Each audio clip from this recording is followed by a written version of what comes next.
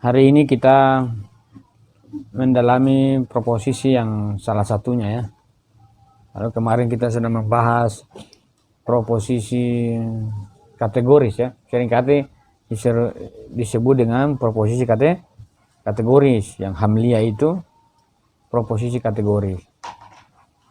Memang dalam proposisi itu seringkali unsur yang paling diletakkan itu biasanya hanya unsur subjek dan predikat itu. Nah, tapi kemudian ada juga penambahan nisbahnya, ada juga unsur proposisi itu keterjadian antara subjek dan predikat. Biasanya begitu. Tapi kalau kita masuk pada pembahasan tasdiki ya, kan bicara proposisi kan? Kalau kita membicarakan tentang proposisi atau pembahasan tasdiki, di mana konsep tasdiki itu adalah mengafirmasi sesuatu di realitas, maka proposisi itu harus menghantarkan kita pada sebuah kejelasan antara subjek dan predikat itu memang terjadi di luar ya. Kalau tidak terjadi, berarti nanti dia walaupun proposisi itu dia terdiri dari subjek predikat, tapi dalam proposisi tasdiki ini memang kita mengarahnya di luar. Tapi ada juga memang proposisi yang hanya terjadi di pikiran kan, sebagaimana konsep universal itu. Misalnya saya mengatakan manusia itu universal, itu kan proposisi yang terjadi di pikiran. Tasdiknya tasdik di pikiran. Tapi kalau berkaitan dengan tasdiki yang kita maksud dalam realitas itu akan berkaitan dengan apa? Subjek, predikat, nisbah yang itu terjadi di luar. Nah, oleh karena itu pemahaman tentang proposisi, unsur-unsur proposisi kemarin paling tidak berkaitan dengan apa? Penetapan hukum ya, hukum, keyakinan kita terkait dengan predikat ya, predikat pada subjek yang kita bebani ya, yang kita bebankan pada subjek. Misalnya saya mengatakan saya makan, subjek ini kan yang menerima beban dari makan. Kalau bahasa mutahari itu bahasa dan menggunakan bahasa istilah itu. Predikat itu yang dibebankan pada pada subjek, dan subjek itu yang menerima beban taklif. Dalam tasdiki itu memang sebagaimana pada awal kemarin saya mengatakan setiap tasdik itu setiap proposisi itu tasdik, namun tidak tidak semua bahasanya setiap tasdik itu proposisi, namun tidak semua proposisi itu tasdiki. Kenapa begitu? Karena memang proposisi itu punya unsur ya. Ada subjek, predikat, terjadinya predikat, dan subjek di luar terjadi. Kemudian ada nisbah ya. Pada tujuannya proposisi ini disebutnya apa? Qadiyah ini mau menghantarkan orang pada sebuah penjelasan terkait dengan realitas yang dimaknai pada pikirannya. Nah, jadi kalau kemarin kita sudah berbicara pada kategoris ya, sekarang kita masuk pada penjelasan yang lebih berkaitan dengan proposisi hipotesis ya. Proposisi hipotesis itu bahasa Arabnya disebut dengan qadiyah syartiyah. Nah, proposisi hipotesis ya.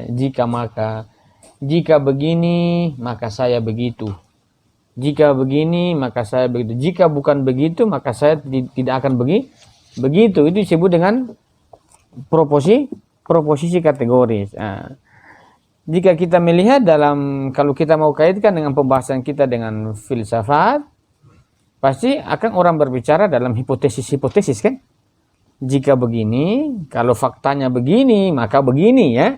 Kalau faktanya begini, maka akan terjadi begitu ya.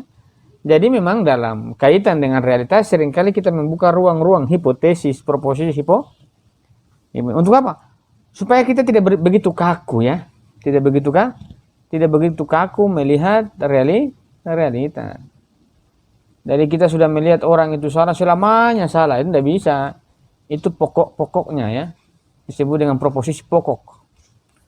Tapi kalau hipotesis, berdasarkan begini, dia begini, satu bulan kemudian, dia begini, maka begitu. Terus kita memainkan apa?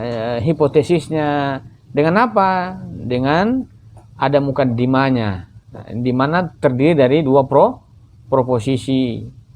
Proposisi dalam Syartiyah itu berkaitan dengan dua proposisi yang direlasikan sehingga menjadi proposisi yang lebih luas. Nah, apa yang dimaksud dengan proposisi Syartiyah? Kalau pada proposisi Hamliyah menetapkan sesuatu, hukum sesuatu, kemudian menafikan hukum dari sesuatu.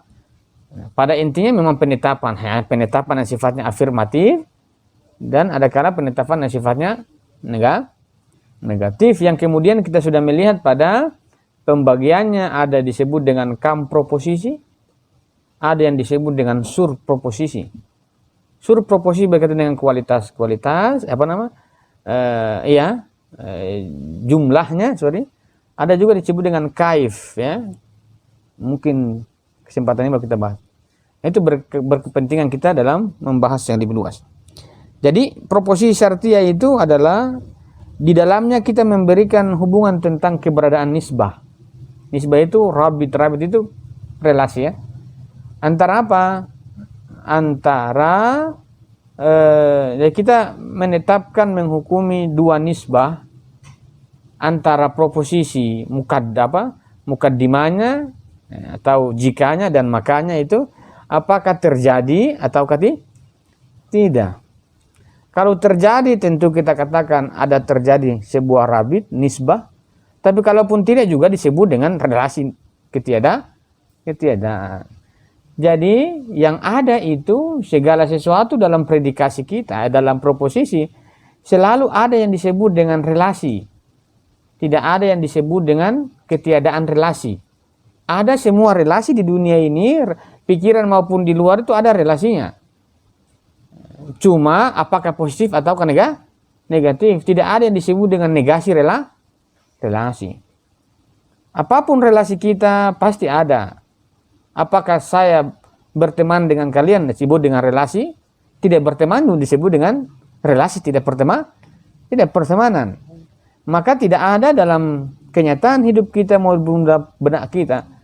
Kita tidak menangkap yang disebut dengan negasi relasi, ketiadaan relasi, kecuali hanya berbentuk kata tunggal yang dia tidak ada lagi bagian yang dia tidak punya makna ataukah hanya pada di situ saja, maka kita tidak akan melihat dua relasi. Tapi kalau sudah ada dua kata, dua konsep yang dibangun dalam bagian pertama dan bagian kedua sudah menjadi subjek predikat, paling tidak dasarnya itu, maka terbuka ruang relasi itu terbaca.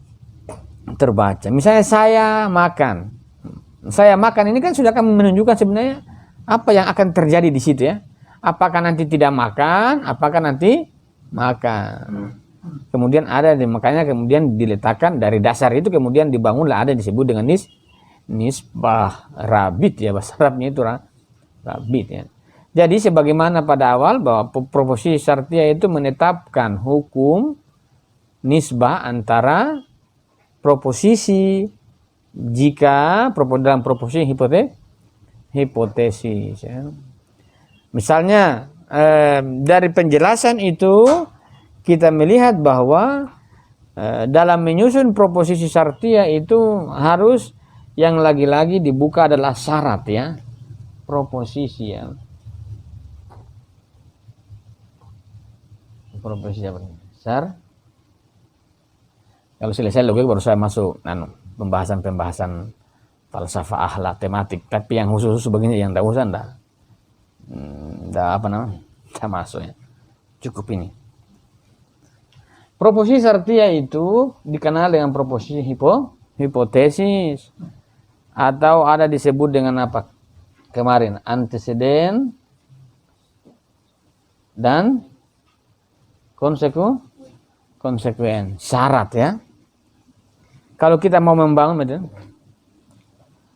Jika begini maka begitu ya. Jika begini disebut dengan proposisi syartiyah ya, syarat ya. Proposisi bersyarat. Apa ya? Proposisi bersyarat. Jadi dalam tasdik itu memang ada proposisi yang sifatnya hamliyah kategori, tapi kalau kita mau masuk pada realitas itu pasti bersyarat ya. Pasti bersyarat. Anteseden dan konsekuen. Teman paham ya? Sebelum saya lupa tanya memang tulisannya. Anteseden dan konsekuen. Sebenarnya saya cuma beng-beng saja. Titik-titik di mana saya titik saja. Tapi tulisannya anteseden dan konsekuen. Berarti kan? Jadi selalu memang kita berbicara tentang syarat ya. Syarat mukaddimah ya. Jika begini maka begitu. Kalau kita mengatakan saya mau bertemu Tuhan di pikiran tidak usah syarat. Tapi kalau di proposisi syartiyah jika apa kau apa ya. Kalau kau mengatakan saya mau bertemu Tuhan pada realitas dengan proposisi syartiyah maka jika apa maka apa kan begitu. Kalau kamu mau dekati anak orang jika apa maka apa. Nah, jangan tidak. Saya suka kamu saja jika apa maka apa. Kira-kira begitu ya.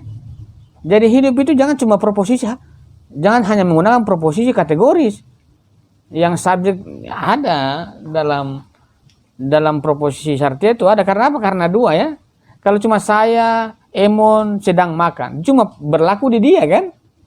Tapi kalau syartiyah dua yang dia berlakukan proposisi. Jika begini maka begitu. Artinya lebih menarik memang proposisi syartiyah karena kita membuka ruang-ruang konsekuensi. Jika saya begadang maka tumbang. Suara yang tumbang banyak kan? Sepertinya orang kategori semua tuh. Kalau proposisi syartiyah jika saya begadang sampai jam 2 dan libas kopi, maka sudah kan? Jadi kan? Ini syartiyah ya. Seringkali kita membangun sebuah konsep, namun seringkali dalam justifikasi kita di realitas seringkali kita ambil sekedar proposisi kategori. Sekali-kali dibuka lah. Karena kenapa dibuka? Karena ada saya, ada sesuatu yang saya lakukan, aktivitas saya, maka selalu ada konsekuensi muncul dari itu kan. Jadi kalau jika saya begadang sampai jam 3, diskusi sambil teriak-teriak, maka Bapak Kos lempar piring. Itu proposisi syartiyah. Kira-kira begitu. Proposisi syartiyah. Kalau ada mohon maaf. Begitu. Kira-kira begitu. Ini syartiyah. Ada anteseden dan konsekuen. Jadi kalau ada orang marah kita, pikirlah secara syartiyah. Jika apa, kenapa dia marah saya? Pasti yang marah itu pasti konsekuen. Pasti ada syaratnya itu. Tidak ada orang tiba-tiba marah, kamu kurang ajar. Tidak mungkin begitu. Pasti ada syarat yang mungkin terpenuhi. Ataukah terbangun syarat itu. Sehingga dia membuka ruang konsekuensi. Maka kita melihat ketika kita menarik bahwa dia mau menetapkan yang disebut dengan nisbah, maka anteseden juga bentuknya proposisi pastinya kan. Ini juga proposisi. Dia membangun ini. Jadi relasi antara proposisi awal dan proposisi yang kedua. Relasinya apa? Sebagaimana tadi kasusnya misalnya. Kalau kita mengatakan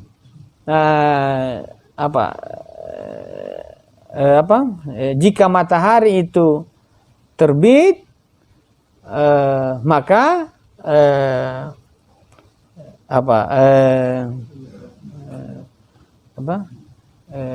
dunia itu menjadi cerah ya. Itu ada kan relasinya. Makanya ada disebut dengan apa? Relasi keniscayaan. Dalam proposisi syartiyah itu terbangun relasi itu kan. Jika matahari itu terbit, dunia itu akan menjadi terang. Ya. Jadi dari proposisi itu yang kita hukumkan nisbahnya. Maka ada disebut dengan nisbah antara anteseden dan konsekuen. Itu nisbah keniscayaan. Dia di sini dia mengatakan Iya, disebut dengan apa? Proposisi sartia sartia mutasilah ya. Sartia mutasilah itu dia mengatakan bahwa iya. Atau sorry, ada ini proposisi mutasilah, sorry. Dari itu kita melihat dari secara nisbah, dia melihat ya proposisi kalau ada teman-teman punya buku mukaddam mutasilah ini saya gabungkan, ada berapa buku nih, cuma saya ambil temanya tapi saya jabarannya di buku Mutahari. Mutasilah ya, dilihat dari nisbah penetapannya, nisbah terjadi atau tidak terjadinya itu dilihat dari sartia mutasilah ya. Jadi kalau dia memang terjadi antara anteseden dan konsekuen yang kita lihat itu dalam proposisi ini, maka dia akan memunculkan penetapannya. Ada relasi keniscayaan. Ada juga disebut dengan relasi kebetulan. Ini T ya, kebetulan begitu. Kalau misalnya saya mengatakan pada proposisi mutasilah itu penetapan hukum terhadap anteseden dan konsekuen misalnya, awal mukaddam dan dia mengatakan ini mukaddam dan ta'li artinya ada dua ya. Itu ada keniscayaan. Misalnya saya mengatakan jika matahari itu terbenam maka dunia menjadi gelap. Itu niscaya ya, niscaya. Ditangkap, oh ini niscaya. Tapi kalau saya mengatakan jika uang kos belum dibayar, bapak kos itu teriak-teriak. Itu kebetulan saja, tidak selalu kan? Tapi kalau keniscayaan ketika syarat itu terpenuhi itu, dia syarat otomatis. Sebagaimana jika hujan itu turun maka tanah itu basah. Ini niscaya ya, niscaya. Kalau kebetulan misalnya kita mengatakan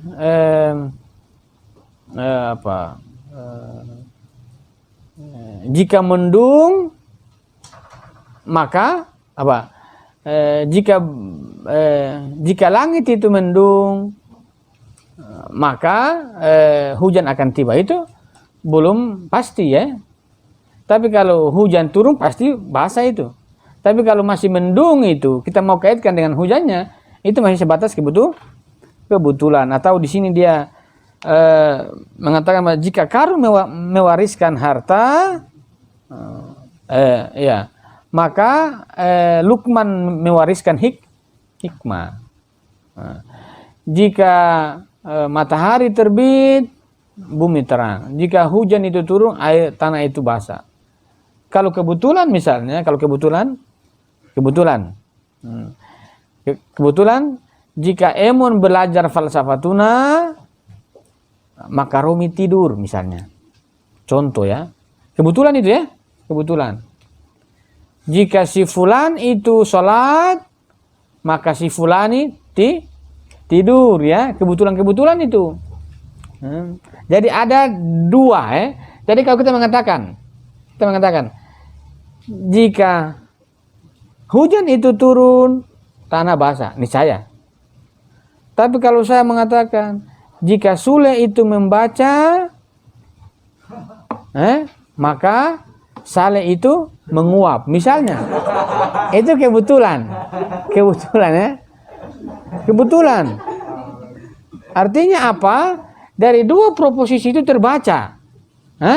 Ada yang disebut dengan keseiringan, ada yang disebut dengan pertentangan, perbedaan. Kenapa disebut perbedaan? Karena si Sule itu membaca, si B itu menguap, pertentangan kan? Pertentangan. Di dalam proposisi yang kita bilang anteseden dan konsekuen, kemudian dari nisbahnya yang dihukumi itu kemudian ada nisbah dari proposisi mutasilah, itu ada nisbah yang sifatnya hukuman nisbahnya keniscayaan, ada juga kebetulan. Misalnya, jika teman-teman santri belajar logika, maka teman-teman yang tidak itu lagi tidur. Ini kebetulan, ya, kebetulan. Membangun sebuah penilaian itu seringkali begini, ya. Seringkali begini. Saya di sini, kamu begitu. Kebetulan, ya. Artinya kita tidak relasinya itu, nisbahnya itu tidak kita mungkin tidak tangkap sejak awal. Nanti kita sudah terjadi baru kita bilang, oh ada dia di situ. Seringkali begitu, ya. Dan misalnya kita masuk ke RF, kemudian pas kita minum air, misalnya Sule minum air, tiba-tiba Emun sapu lantai. Ini disebut dengan kebetulan. Oh, jika Sule minum air, maka Emun sapu lantai. Ini kan disebut dengan kebetulan. Besoknya kalian masuk RF tidak ditemukan dua subjek itu yang berbeda. Tapi kalau keniscayaan itu misalnya setiap pagi, jika pukul 6.30 santri-santri yang tinggal dalam pondok itu bangun pagi. Jika pukul 6 pagi santri yang di dalam itu membangunnya anteseden konsekuennya. Jika santri yang di dalam yang subsidi, maka dia harus bangun pagi itu niscaya, ya. Tapi kalau ada partikularnya yang enco-enco itu tidak masalah. Tapi secara sistemnya itu begitu, ya. Begitulah tarikannya, niscaya begitu, ya. Jadi dia sebelum terjadi kita sudah tangkap relasi itu terjadi. Tapi kalau kebetulan seringkali terjadi, ternyata kamu di sini, saya di sini, ya. Atau misalnya teman-teman dari timur, ada yang dari sini, kemudian bertemu.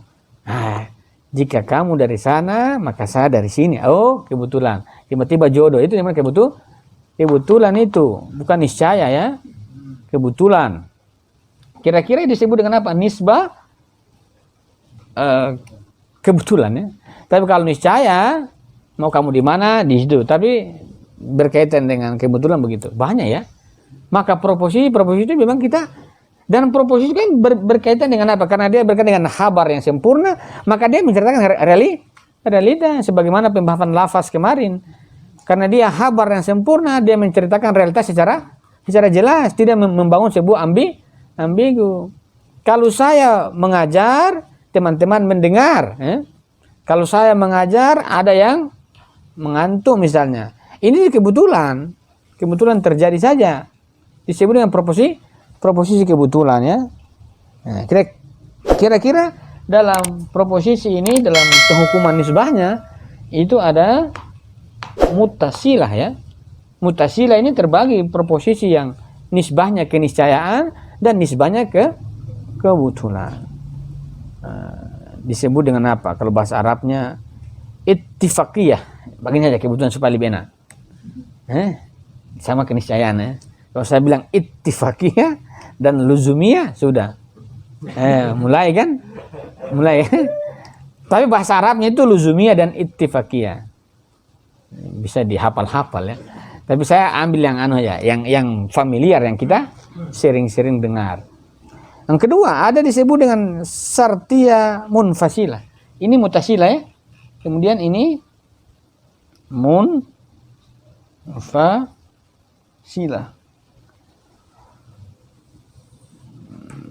Nah, dia mengatakan di sini dalam terdapat pemberian hukuman tentang pertentangan dan keterpisahan atau tidak terpisah.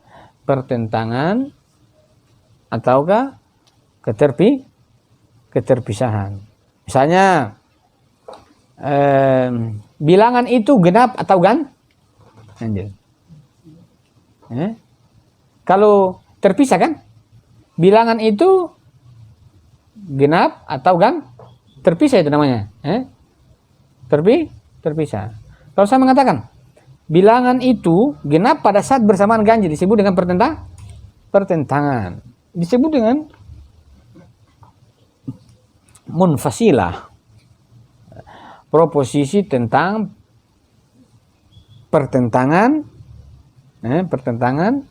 dan keterpisahan mungkin lebih enak. Kalau saya mengatakan baju putih itu pada saat bersamaan dia hitam, berarti yang terbaca pada nisbahnya adalah nisbah pertentang. Apa nih maksudnya pertentangan? Dia tidak berkumpul satu tempat, satu waktu, dan satu tinjauan. Tidak berkumpul itu. Dan dia akan terjadi apa? Keterpisahan. Misalnya genap, 2 itu bilangan genap, bukan ganjil, terpisah kan? Kalau kita mengatakan 2 itu bilangan genap, 2 itu bilangan genap, atau 3 bilangan ganjil, terpisah kan? Tapi kalau pertentangan, misalnya buku pada saat bersamaan batu. Maka dalam proposisi munfasilah ini dia mau menghukumi nisbah.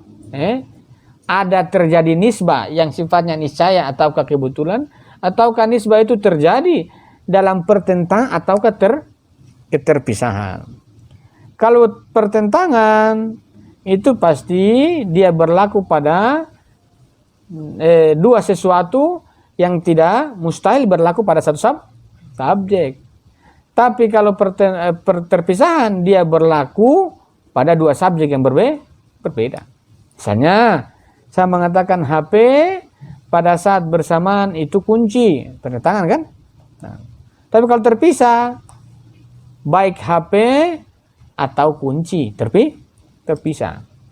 Nah, dalam munfasilah ini, pertentangan atau keterpisahan ini terbagi, disebut dengan pertentangan hakiki, infasilah hakiki. Hakiki ya. Hakiki. Jadi kalau hakiki itu berarti apa? Pertentangan antara subjek dan predikat itu, dan predikat itu yang mana keduanya tidak bisa berkumpul. Tidak bisa berkumpul dan juga tidak bisa terangkat. Tidak bisa berkumpul dan tidak bisa terangkat. Misalnya Sule menguap sekaligus tertawa. Hakiki itu ya. Hakiki ya. Contoh-contoh bagi saya supaya enak. Pada efek praktis. Kira-kira begitu ya. Coba satu orang menguap sambil sekaligus tertawa. Jadi artinya apa? Dia tidak berkumpul dan dia tidak terangkat. Tapi itu belum bisa dikatakan hakiki karena masih terjadi pada subjek sule. Tapi yang paling tidak hakiki itu paling nyata, misalnya kita mengatakan 2 itu genap. 2 itu genap, bukan ganjil. Di sini dia mengatakan bahwa pertentangan antara subjek jika makanya tidak berkumpul bersamaan dan juga tidak terangkat bersamaan. Bilangan itu baik genap maupun ganjil. Tidak berkumpul bersama dan tidak terangkat. Artinya kalau saya mengatakan 2 itu bilangan genap, maka bukan ganjil.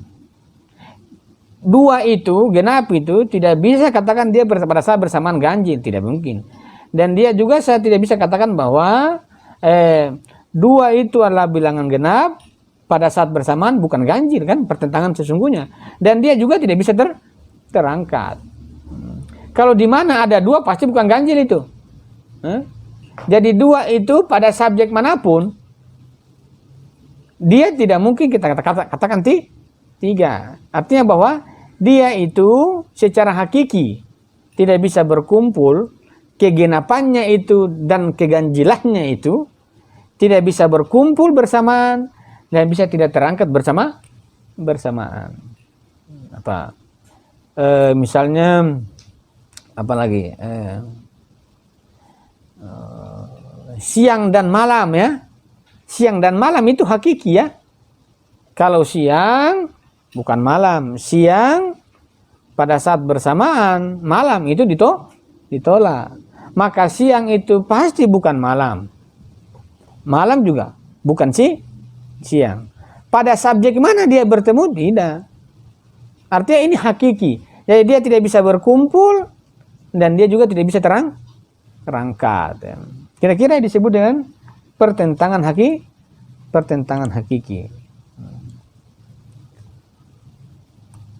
Jadi kalau kita mau pertentangan itu secara hakiki, jadi dia tidak terangkat pada predikatnya, dan kita juga ketika kita dia tidak terangkat pada subjeknya, pada predikatnya juga dia tidak berkumpul dua-dua itu subjek predikat dia tidak bisa berkumpul dan dia juga tidak bisa terangkat.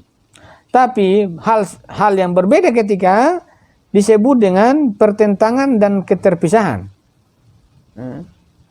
Jadi pertentangan itu perhatikan, dia tidak bisa berkumpul itu namanya pertentangan.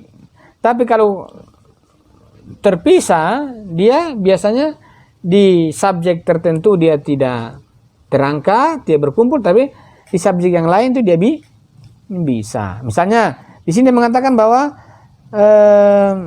pertentangan dan keterpisahan, konsekuen dan anteseden, mukaddam dan ta'ali itu, di mana antara keduanya tidak bisa berkumpul bersamaan walaupun keduanya bisa terangkat bersamaan. Kalau hakiki tadi tidak bisa berkumpul dan tidak bisa terangkat. Tapi ini tidak bisa berkumpul tapi bisa terangkat bersamaan. Ini pertentangan dan terpisah. Misalnya, saya mengatakan putih pada saat bersamaan hitam itu kan tidak bisa berkumpul ya.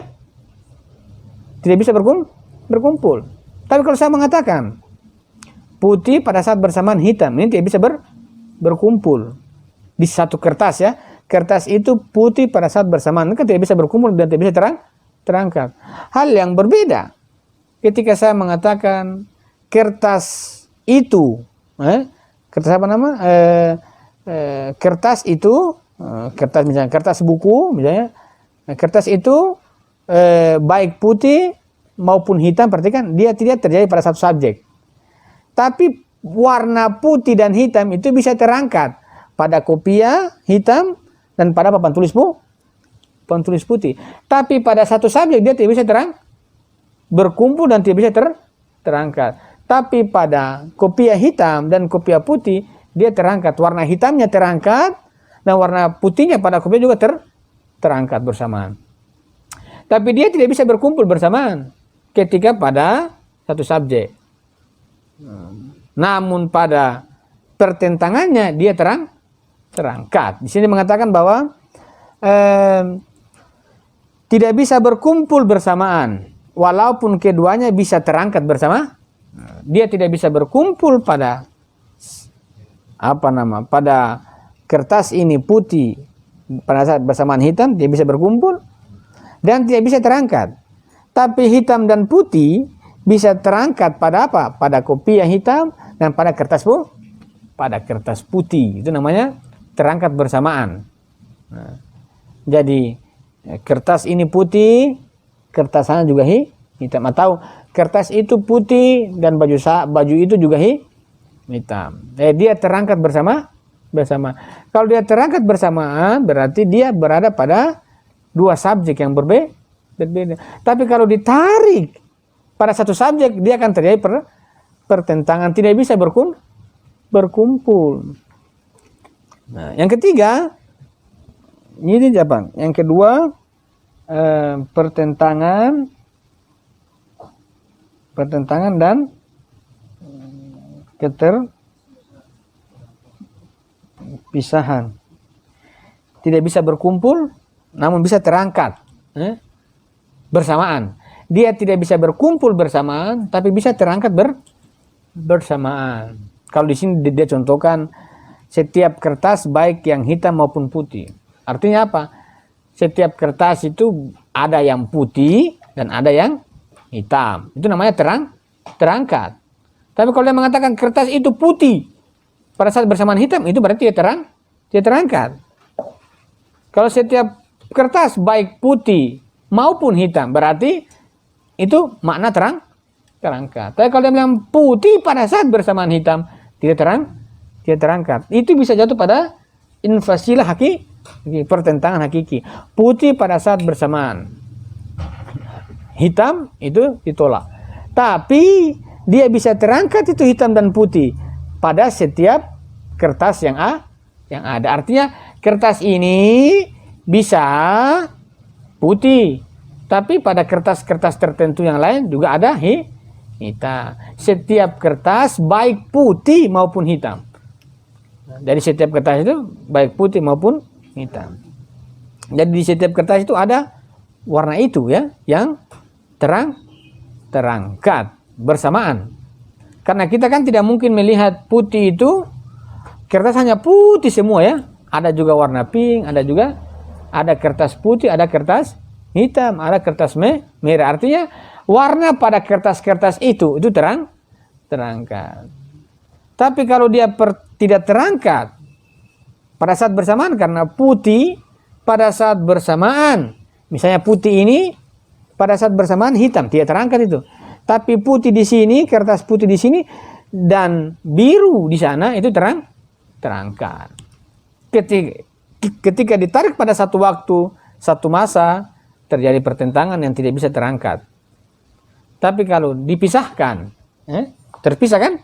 Ketika dipisahkan, dia menjadi terangkat. Ketika disatukan, menjadi infasilah hakiki. Tapi ketika dipisahkan, dia terang. Hitam dan putih ketika disatukan pada satu subjek bertentangan. Namun ketika kertas ini dipisahkan warna dan putih itu, warna hitam dan putih itu dipisahkan, maka dia terangkat pada subjek kertas masing-masing. Bisa putih terangkat pada kertas, bisa hitam terangkat pada yang lain. Kira-kira begitu. Jadi menunjukkan dalam proposisi yang nisbahnya pertentangan hakiki, nisbahnya pertentangan dan keterpisahan. Ini memang tidak terpisah. Karena apa? Karena dia tidak bisa berkumpul bersama dan dia juga tidak bisa terangkat bersamaan. Artinya pada infasilah hakiki ini yang ada cuma pertentangan murni. Kalau bahasanya seringkali disebut apa? Kontradiktif. Tapi kalau berkaitan dengan yang ini, dia tidak bisa berkumpul pertentangan itu. Namun dia bisa terpisah dan terangkat bersama. Kalau dia sudah dipisahkan, terpisah, maka dia akan terangkat bersama. Setiap kertas ya. Jadi kertas pada satu subjek warna putih dan warna hitam pada saat bersamaan bertentangan itu. Tapi terpisah pada kertas-kertas yang lain terangkat semua warna. Itu dimaksud dengan yang ketiga, pertentangan antara mukaddam dan ta'li, misalnya antara konsekuen dan anteseden, dua sisinya tidak bisa terangkat bersamaan walaupun keduanya bisa berkumpul bersamaan. Dia tidak bisa terangkat bersamaan, namun dia bisa berkumpul bersamaan. Misalnya ini belum masuk teori kontradiksi, tapi ini mode-mode pertentangan. Kalau ini tidak sama sekali, berpisah pun tidak, berkumpul pun tidak. Kalau ini tidak bisa berkumpul, tapi bisa terangkat pada keterpisahan.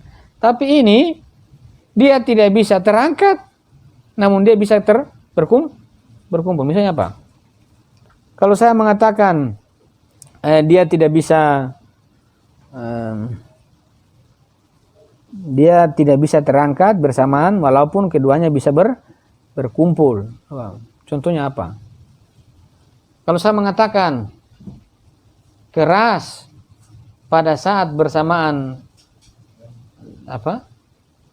lembek ya, lembek misalnya. Ini kan tidak bisa berkumpul ya. Dia tidak bisa terangkat. Tapi dia bisa berkumpul. Di mana berkumpulnya ini? Keras dan lembek itu ya.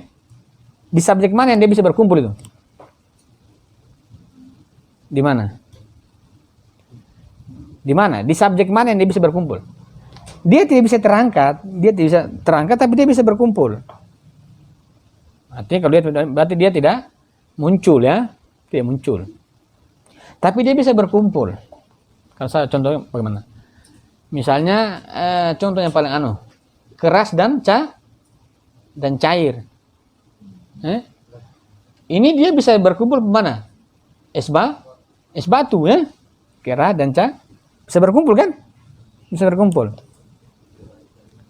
Tapi kalau saya mengatakan cair sekaligus keras, tidak bisa tuh, Tapi dia bisa berkumpul pada es batu, es batu. Bisa berkumpul itu, Cair di situ dan keras juga di situ. Pada es batu itu berkumpul itu.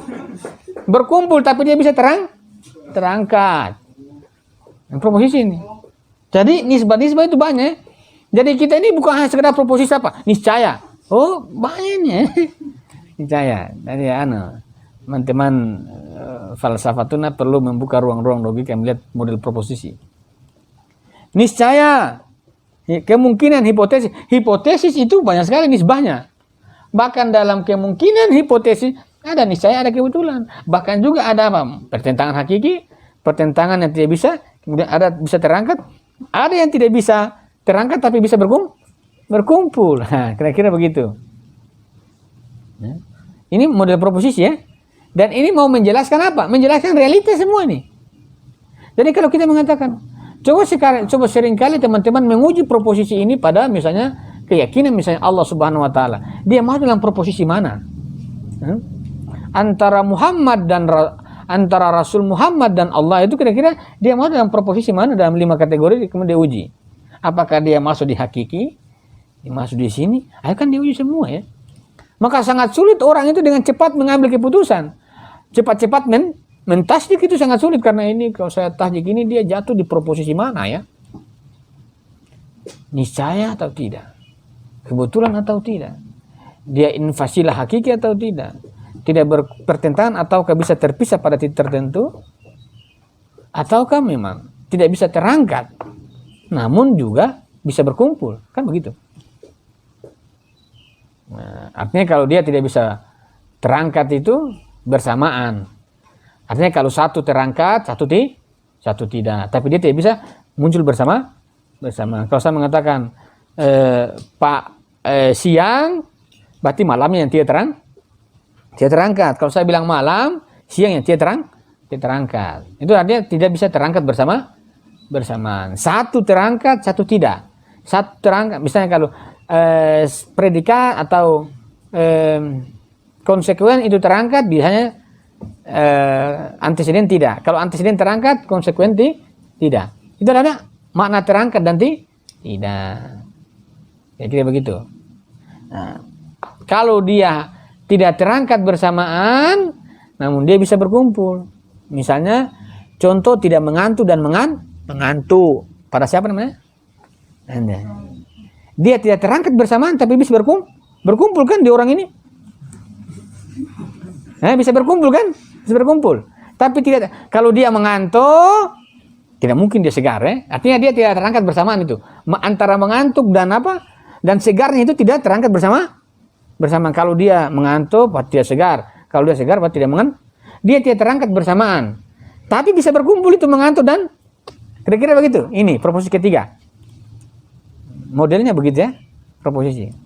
Teman-teman kalau berbuat tugas falsafatuna, proposisi ini saya pakai. Misalnya begitu ya, supaya lebih kelihatan keren ya, kelihatan padat. Padahal terguling-guling juga di kepala. Tapi logika kan harus dicoba.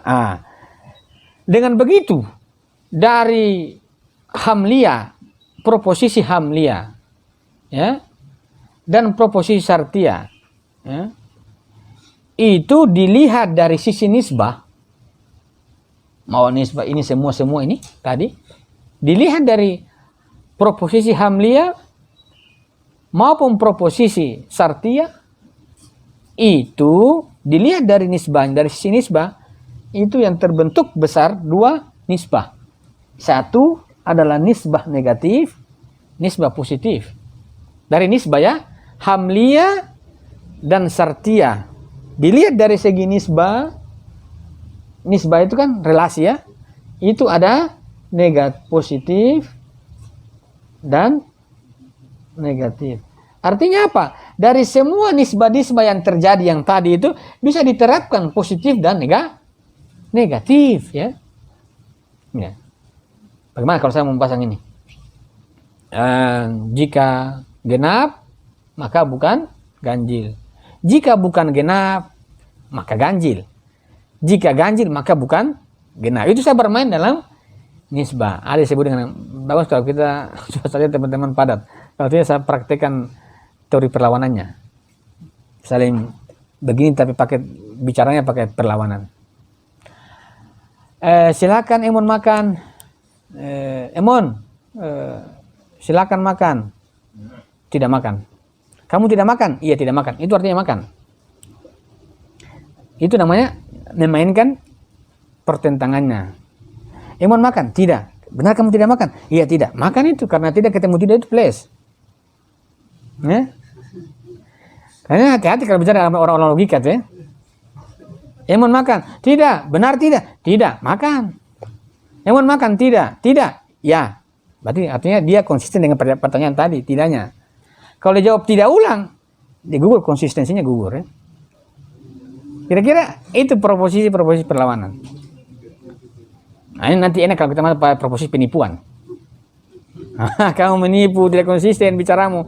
Kamu bilang tidak, kemudian tidak lagi. Anda kan konsisten. Nah, itu tidak konsisten namanya itu. Dan hati-hati ya dalam berbicara. Dipikir, sebelum berbicara tuh pikir dulu. Nanti ada konsekuensinya. Nah, kira-kira begitu. Dari segi nisbah. Dari segi nisbah itu ada positif dan ada negatif. Dan itu diberlakukan pada hamliyah maupun pada sartiyah. Saya tidak makan. Negatif ya. Saya tidak tidak. Ini artinya apa? Negatif. Kalau positif, saya sedang makan. Jika bukan A, maka B. Jika B, maka bukan A. Jika bukan A, maka bukan B. Jika bukan B, maka itu begitu terus. Diputar terus ya. Enak kalau kita begini. Cuma karena waktu singkat, makanya teori perlawanannya tidak bisa dilewati saja. Tapi kira-kira begini. Nanti teman-teman otodidak saja. Ya. Misalnya kalau polisi itu kan begitu ya, wawancarai. Kamu mencuri? Tidak. Pas urutan ke-10 dia bagi lagi. Kamu mencuri? Itu kan dia ukur ya. Dia ukur satu persatu. Pencuri. Sudah. Kok bisa ya? Sudah. Kita kembali pada pembahasan. Dari segi nisbah ada positif dan negatif. Ini semua diterapkan pada semua proposisi. Baik hamliyah maupun sartiyah. Pada infasali hakiki itu juga bisa diterapkan. Misalnya, jika genap, bukan ganjil. Jika bukan ganjil, maka genap. Begitu. Itu baik di konsekuen maupun di anteseden bisa diterapkan. Begitu juga yang ini, begitu juga yang itu. Dengan begitu maka pada positif dan negatif itu, dalam nisbahnya yang dilihat, itu dalam proposisi akan menunjukkan ada yang disebut dengan kemarin kam dan kaif ya. Kam ini jumlah, perhatikan dalam proposisi, dan ini adalah kualitas. Positif dan kualitas. Jumlah itu apa? Setiap misalnya sebagai ini jumlah. Tapi kalau kuantitas, kualitas ini berkaitan dengan ini. Positif dan negatif. Proposisi. Kalau orang mengatakan, buatkanlah saya proposisi yang kualitasnya negatif. Itu kemudian dia buat. Jadi kalau saya mengatakan, contoh, coba buatkan saya proposisi yang universal, yang menunjukkan afradnya. Saya manusia ini universal. Setiap manusia itu makan, ya, anggaplah begitu. Jadi kalau kita mau menunjukkan afradnya, dia harus menggunakan apa? Kam, proposisi, yaitu setiap. Kalau kita mau mengatakan sebagian manusia itu minum kopi, ya, artinya dia menunjukkan sebagian afrad. Setiap manusia itu tidak makan nasi. Dia menambahkan apa? Antara kam proposisi dan kaif proposisi. Maka apa? Maka bisa bergabung antara kam proposisi dan kam kaif proposisi pada apa? Pada anteseden dan konsekuen, atau dalam proposisi hamlia kategoris. Kira-kira kita ini awal memasuki argumentasi dengan proposisi model begini.